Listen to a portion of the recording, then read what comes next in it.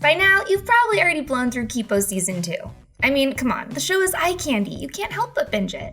Thanks to Dreamworks Animation and Netflix's fast turnaround time, my fingers are crossed for a Season 3 renewal announcement soon. In the meantime, I have so many thoughts and theories about Season 3 to share with y'all. I'm Whitney Van Laningham, and here's what I think we can expect for Kipo and the Age of Wonderbeasts Season 3. Number 1. Kipo will get stuck as a mega jaguar. As we saw in the Season 2 finale, it's not exactly easy to flip back and forth between human and mega jaguar, especially without an anchor. Herbs in, herbs out will only get you so far, and although Heroes on Fire definitely slaps, I don't foresee it being Kipo's new anchor for long. I have a feeling that Kipo will get stuck as the Mega Jaguar for at least an episode or two next season, and that it will be up to Benson, Wolf, Dave, and the others to steal Project Kipo back from Amelia, and with it the photo of her complete family. Or possibly, Kipo will need to find a new anchor within herself that she can use to control the Mega Jaguar at will.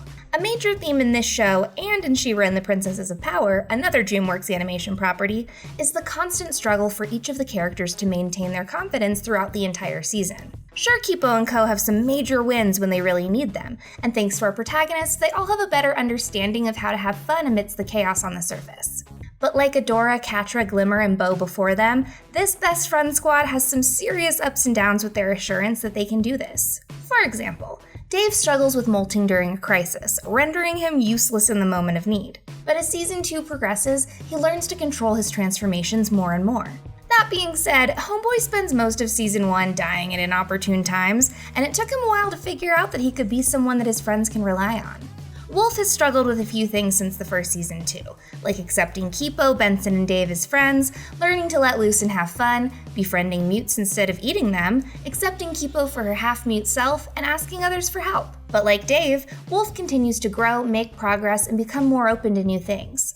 Kipo herself is constantly struggling with knowing whether or not she's ready or capable of doing what it takes to save the humans and mutes in her life. When she's trapped in her Mega Jaguar form, she has trouble snapping out of it because the Jaguar is able to take over her mind, and it takes her friends reminding her who she is to snap her out of it. Likewise, she has a few setbacks, like failing to rescue her dad from Scylla Man's castle, failing to prevent the destruction of the beloved Ratland, almost getting stung by Deathstalkers because she couldn't focus, and just not knowing whether or not she could live up to the huge scientific plans her parents had for her. Don't get me wrong, baby girl loves being a half-mute, and she thinks it's cool as hell that her parents made her into a little baby science experiment, which is, side quest, the greatest reaction any character has ever had to their parents lying to them.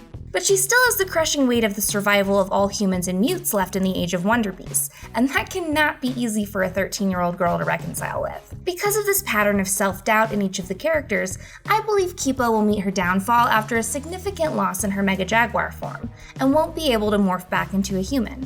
This will make her especially susceptible to being taken over by Amelia, and I doubt our villain will just change her back into a human and leave it at that like she wants to do with the rest of the mutes. Amelia is one stone-cold bee, and she's gonna find a way to either try to kill Kipo or use her Jaguar form against her friends in some way.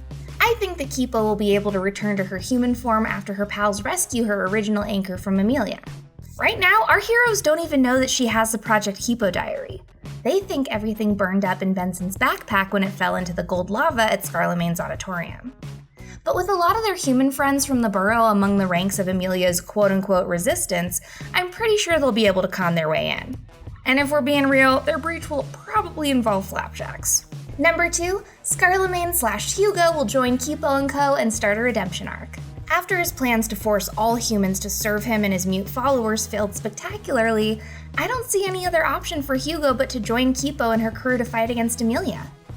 After bonking his noggin trying to escape after firing gold lava into his arena, not one of his brighter ideas, Scylla Man aka Hugo is rescued by Leo and carried to safety. In the aftermath, he's taken back to the Timbercats in a cage, presumably to be imprisoned until he can learn to be sweet. I think he's going to use his pheromones for good instead of evil this time by helping Kipo take down Amelia, his real abuser. I mean, come on, what else is he going to do? He's completely devoid of political power, and his pheromones won't work on the Timbercats, making a jailbreak unlikely. Although it would be kinda cool to see him get a Purple Man a la Jessica Jones-esque escape at some point.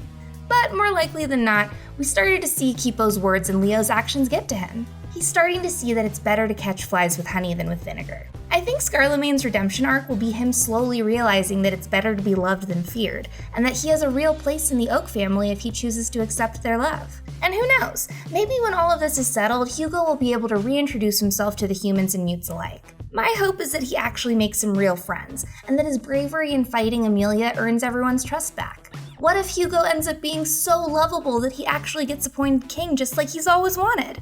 Only this time, he can be the kind of king that throws parties instead of just drugging everyone and making them wear colonial garb. Number 3, Amelia will turn into the Komodo Dragon or another mega. Remember when Song first began Project Kipo by squirting jaguar, Komodo Dragon, falcon, and monkey DNA into her eggs? She and Kipo turned into the Mega Monkey and the Mega Jaguar, and presumably the Komodo Dragon and falcon DNA got lost somewhere in Song's uterus. But what happened to the rest of the samples at the lab?